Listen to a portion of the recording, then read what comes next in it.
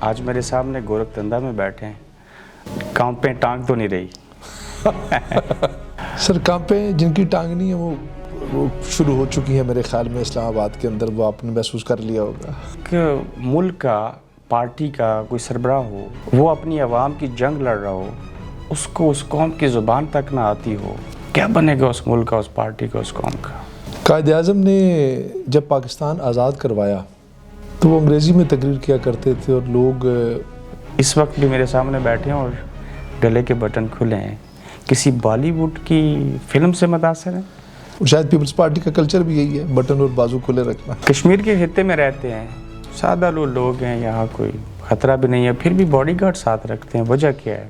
سر اتنے body guard تو ساتھ نہیں رکھتا، لیکن کتنے پڑھے لکھے ہیں؟ Simple graduate. مظفر آباد کا ایک ہوٹل یاد آیا آپ کی مونچھیں دیکھ کے، وہاں ایک لڑکی کو بلایا، شراب کی بوتل توڑی، ہلہ گلا کیا، کیا وجہ بنی؟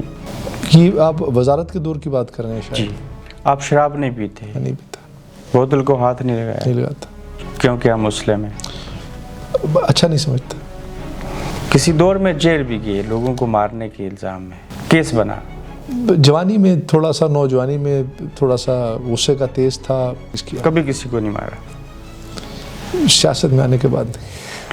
مستقبل میں پیپلز پارٹی کے صدر ہیں؟ پارٹی نے اعتماد کیا تو بن بھی سکتا ہوں۔ آپ کو خود بھی اعتماد ہے؟ جو ذمہ داریاں ملی اسے پورے دیانتداری سے نبھانے کی کوشش کی بھی ہے، کر بھی رہا ہوں۔ کس کس جماعت میں رہے؟ میں نے تو دیکھیے اپنی جو سیاست کا آغاز کیا، چونکہ میں سیاست میں پہلے سے نہیں تھا، میرے والد صاحب کیوں گئے مسلم قصص میں باپ دادا کی جماعت کو چھوڑ کے؟ ناتجربہ کاری کی وجہ سے۔ نا تجربہ کار کون تھا؟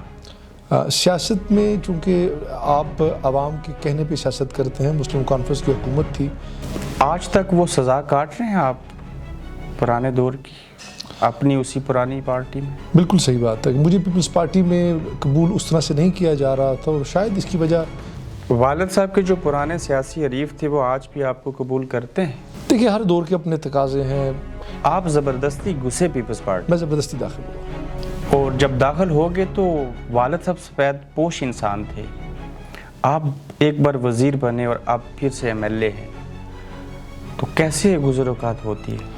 ذریعہ معاش کیا ہے؟ یقیناً والد صاحب سفید پوش آدمی تھے، ہم بھی اسی طرح کوئی اتنے زیادہ سیٹل نہیں ہیں، لیکن میرے والد صاحب کیا جمع پونجی چھوڑ کے گئے؟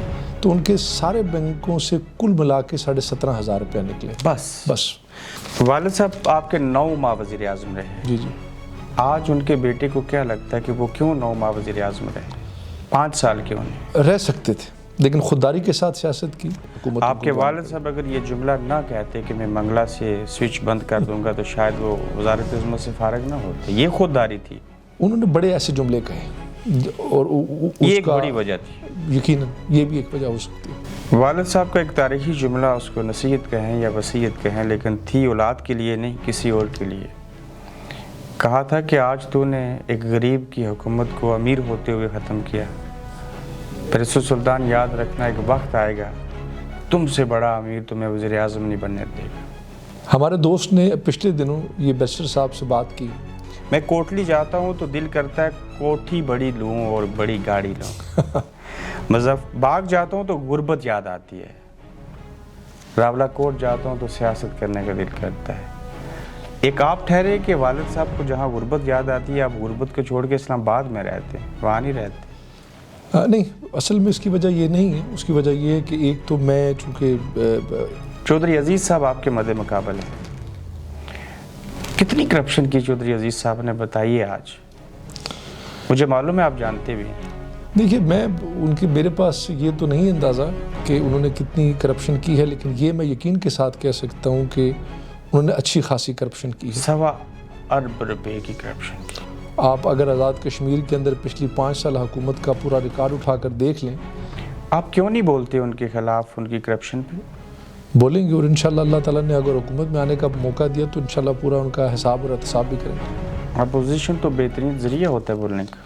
بول رہے ہیں، ابھی تو ریسنٹلی ایک کتنے گروپ میں پیپلز پارٹی آزاد کشمیر میں؟ سر گروپ ہر پارٹی میں ہوتے ہیں۔ یہ واقعہ درست ہے کہ جب وہ دل کی عرضے میں مبتلا تھے، اسپتال میں تھے، کوئی وزیر آئے، کہا سائن کیجئے، انہوں نے کہا ہاتھ نہیں اٹھا سکتا. تو اس وزیر نے کہا ہاتھ میں دل پہ رکھوں گا، آپ دستخط کر دیجئے. وہ کون تھے؟ سر بہت سارے پردہ نشین تھے جن کے نام میں نہیں سمجھتا ہوں کہ سامنے آنے چاہیے، لیکن وہ وقت ایسا تھا کہ جس میں سیاسی بلیک میلنگ عروج پر تھی، اور لوگ کاغذ پر دستخط کرانے سے پہلے اس کے اوپر ہاتھ رکھ کے کہتے تھے کہ آپ اس پہ سائن کریں اور تحریر کو بعد میں پڑھیے گا.